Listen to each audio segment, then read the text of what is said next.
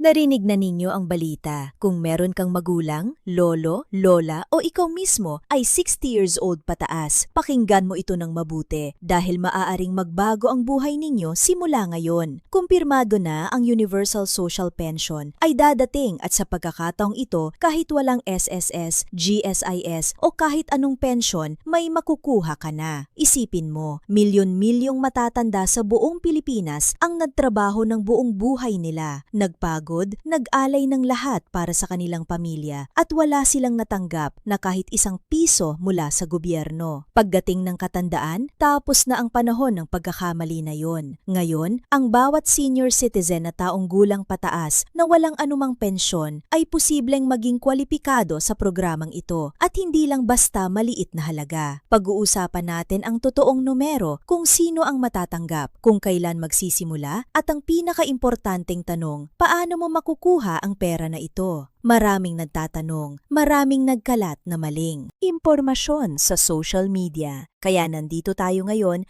para bigyan ka ng tumpak, kumpleto at mapagkakatiwalaang sagot. Bago ka umalis sa video na ito, sisiguraduhin naming alam mo ang lahat ng kailangan mong malaman. I-like ang video na ito ngayon para makatulong ka ring maiabot ang importanteng impormasyon na ito sa bawat senior citizen na nangangailangan. Sama-sama nating tulungan ang ating mga matatanda. Let's go mga kababayan! Na yon ay isa sa mga pinakaimportanteng balita na maing marinig ng bawat pamilyang Pilipino, lalo na ng mga pamilyang matagal nang naghihintay ng tulong para sa kanilang mga matatanda. Kaya kung nandito ka ngayon, huwag kang aalis kahit sandali dahil ang bawat salitang maririnig mo sa video na ito ay may malaking kabuluhan para sa iyong kinabukasan at sa kinabukasan ng iyong pamilya. Magsimula tayo sa pinakaundamental na tanong. Bakit ba kailangan ng Pilipinas ng Universal Social Pension? Para masagot natin ito ng tama, kailangan nating balikan ang katotohanan ng buhay ng karamihan sa ating mga matatanda.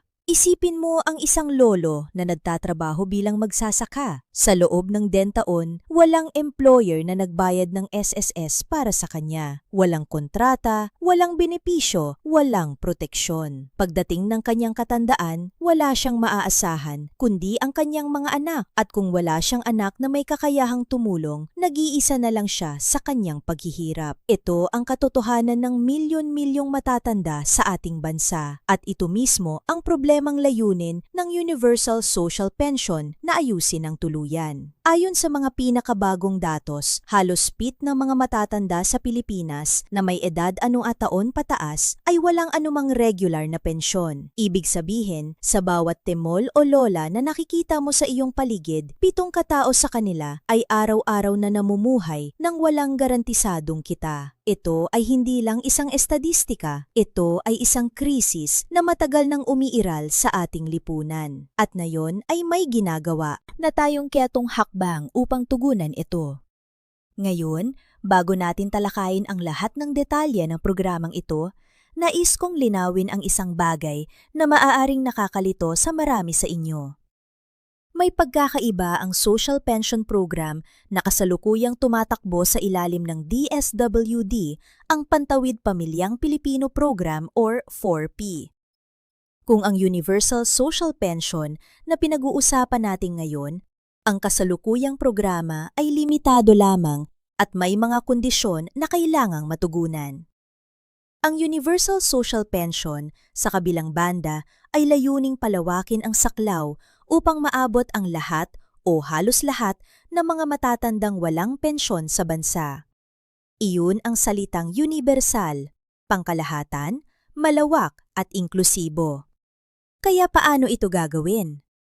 Ayon sa mga panukalang pinag-uusapan sa ating Kongreso at sa iba't ibang ahensya ng gobyerno, ang layunin ay magbigay ng regular na halaga ng pera sa bawat senior citizen na 60 taon pataas na hindi kasalukuyang nakatanggap ng anumang pensyon mula sa SSS, GSIS o anumang katulad na ahensya. Hindi ito isang beses na tulong lamang. Ito ay isang regular buwanang benepisyo na layuning maging bahagi ng buhay ng ating mga matatanda hanggang sa kanilang huling araw. Ngayon, ang tanong na nasa isip ng lahat, Magkano batay sa mga panukalang pinag-uusapan ang halaga ay maaaring umabot sa PH 500 hanggang PH 10B at PH 500 bawat buwan, depende sa kung anong bersyon ng panukalang batas ang magiging penal. Alam ko ang ilan sa inyo ay sasabihin maliit lang yon. Pero kababayan, para sa isang lolo o lola na wala talagang mapagkukunan ng regular na kita, ang PH 5 bawat buwan ay kayang-kaya ng tumulong sa pagkain, gamot o iba pangunahing pangangailangan. At higit sa halaga ng pera, ang mensahe ng programang ito ay malinaw. Kinikilala ng gobyerno ang iyong halaga, ang iyong sakripisyo at ang iyong kontribusyon sa lipunan. Pero huwag tayong mapahinto sa usapin ng halaga. Pag-usapan natin ang eligibility. Sino talaga ang karapat-dapat makatanggap ng universal social pension? Ang mga pangunahing kondisyon na pinag-uusapan ay ang mga sumusunod. Una, kailangan mong mayroon 6 taon o higit pa. Pangalawa, kailangan mong residente ng Pilipinas. Pangatlo, at ito ang pinakamahalaga, hindi ka dapat kasalukuyang nakatanggap ng anumang regular na pensyon mula sa alinmang ahensya ng gobyerno, kabilang ang SS, GSIS, AFP, PMP at iba pa. At pang-apat, kailangan mong mapatunayan na wala kang sapat na kabuhayan na nagmumula sa ibang pinagkukunan. Ngayon, marami ang nagtatanong, paano kung ang aking asawa ay may SSS pension, makakatanggap pa rin ba ako? Ang sagot dito ay, nakasalay pa sa pensyon ng batas. Pero ang pangkalahatang direksyon ay ang programa ay para sa individual. Ibig sabihin, ang pensyon ng iyong asawa ay hindi automatikong nag-a-add. Disqualify sa basta ikaw mismo ay walang sariling pensyon. Pero importante pa ring abangan ng opisyal na guidelines kapag lumabas na ang pinal na batas dahil maaaring magbago ang mga detalye.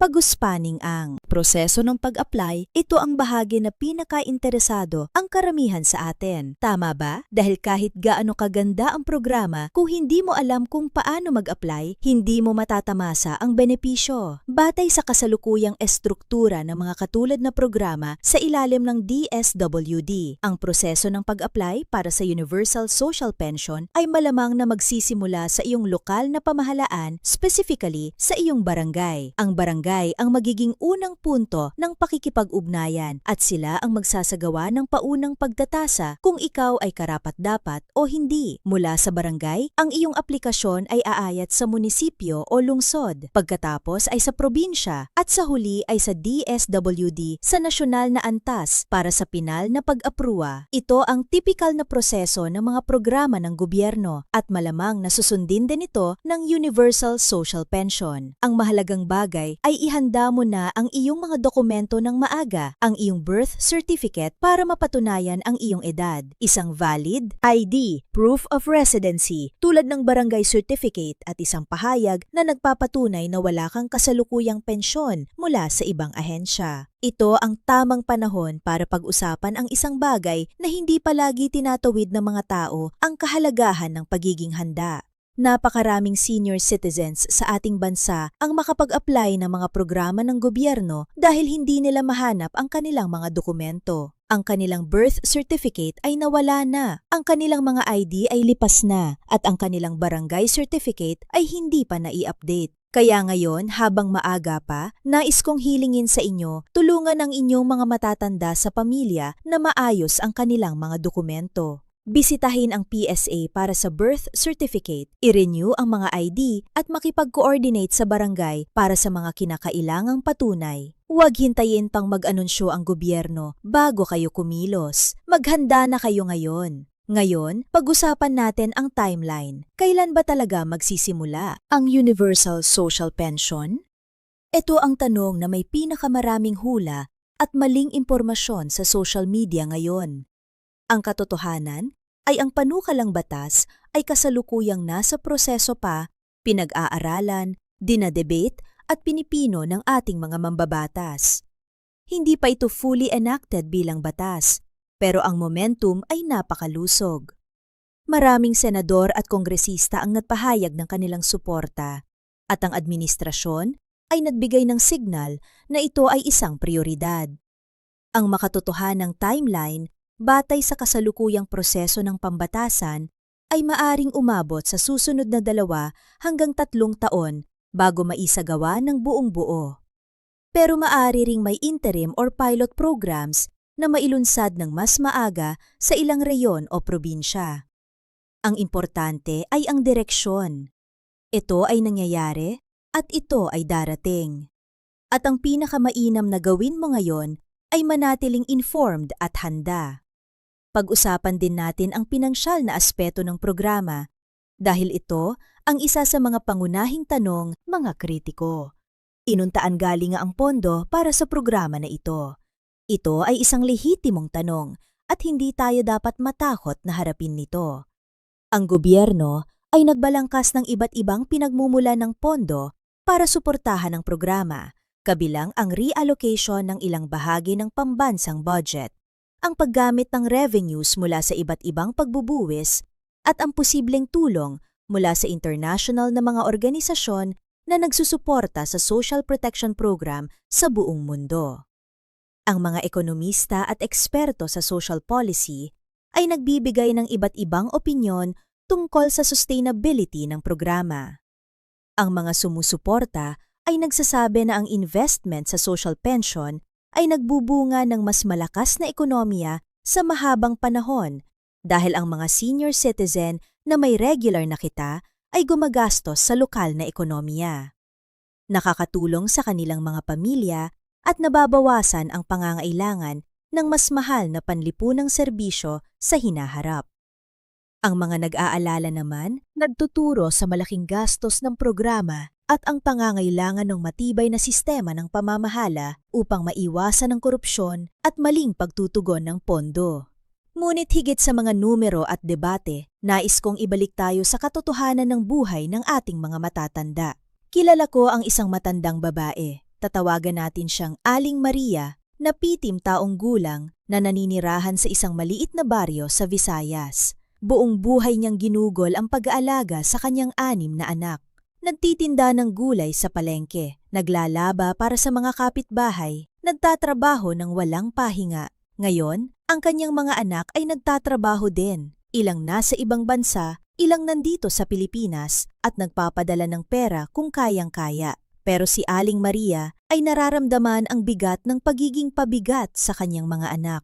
Ayaw ko nang humihingi, sabi niya. Gusto ko sanang may sarili akong pera. Ang Universal Social Pension ay para kay Aling Maria, para sa kanyang dignidad, para sa kanyang kalayaan, para sa kanyang karapatan bilang isang mamamayang nagbigay ng buong buhay niya para sa kanyang pamilya at sa ating lipunan. Ngayon, nais ko ring pag-usapan ang papel ng mga lokal na pamahalaan sa programa na ito. Hindi lang ang pambansang gobyerno ang responsabele. Ang mga lokal na pamahalaan mula sa barangay hanggang sa probinsya ay may malaking papel na ginagampanan. Sila ang nasa unahan, sila ang nakakakita kung sino ang tunay na nangangailangan at sila ang may kakayahang maabot ang mga matatandang naninirahan sa mga malalayong lugar na hindi madaling ma-access ng mga serbisyo ng nasyonal na gobyerno. Kaya naman kung ikaw ay isang barangay official o isang miyembro ng lokal na pamahalaan na nanood ng video na ito ngayon, may mensahe ako para sa iyo. Ang iyong papel sa pagpapatupad ng programang ito ay hindi mapapaliit. Kayo ang tulay sa pagitan ng batas at ng buhay ng inyong mga constituents. Maging handa mag-aral ng programa at siguraduhing walang deserving senior citizen sa inyong komunidad ang maiiwan. Para naman sa mga anak, apo o kamag-anak ng mga senior citizens, nais ko rin kayong kausapin ng direkta. Alam kong marami sa inyo ang nagtatrabaho na husto para masuportahan ang inyong mga magulang o lolo at lola. Ang Universal Social Pension ay hindi ibig sabihing titigil na kayo sa pag-aalaga sa kanila. Ito ay isang tulong, isang supplemental income na magbibigay ng karagdagang dignidad at seguridad sa inyong mga mahal sa buhay at para sa inyo na nasa abroad na nagpapadala ng remittances para suportahan ang inyong pamilya. Ang programang ito ay isang paraan ng gobyerno na makiisa sa inyong sakripisyo na sabihin sa inyo na hindi kayo nag-iisa sa pag-aalaga sa inyong mga namatatanda. Maganado pang isang importanteng aspeto na nais kong talakayin ay ang koneksyon ng Universal Social Pension sa mas malawak na sistema ng social protection sa Pilipinas. Ito ay hindi isang nag-iisang programa. Ito ay bahagi ng isang mas malaking pagsisikap ng gobyerno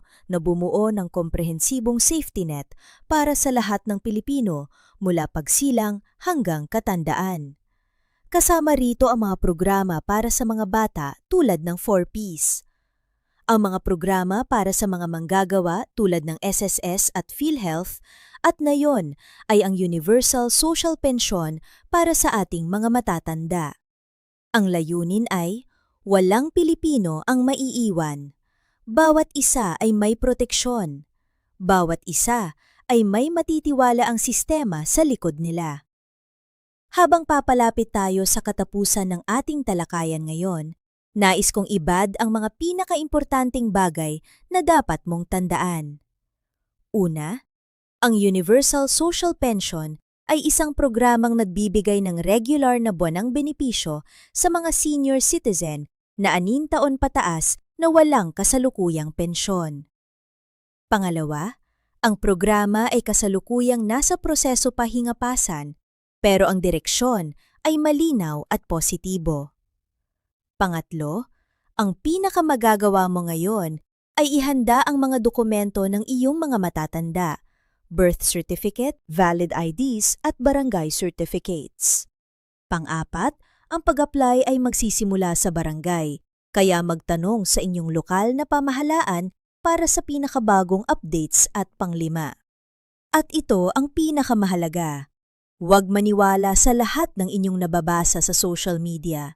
Maraming maling impormasyon. Maraming nagmamanipula ng mga balita para sa sariling interest. Magtiwala sa mga opisyal na anyo mula sa DSWD sa Kongreso at sa Pangulo. Kababayan, ang Universal Social Pension ay hindi lang isang programa ng gobyerno. Ito ay isang pangako ng ating lipunan na ang pagtanda ay hindi katumbas ng pagiging malilimutan na ang sakripisyo ng isang buong buhay ng trabaho at pagmamahal ay may katumbas na dignidad at seguridad sa katusan. Ito ang uri ng lipunan na gusto nating itayo. Isang lipunang nagmamalasakit sa lahat, lalo na sa mga pinakamahina at pinakaangailangan. Kaya sa bawat isa sa inyo na nanonood ngayon, sa mga anak na nag-aalala sa kanilang mga magulang, sa mga apo na nagmamahal sa kanilang mga lolo at lola, sa mga matatanda mismo na nagtataka kung may pag-asa pa sa kanila.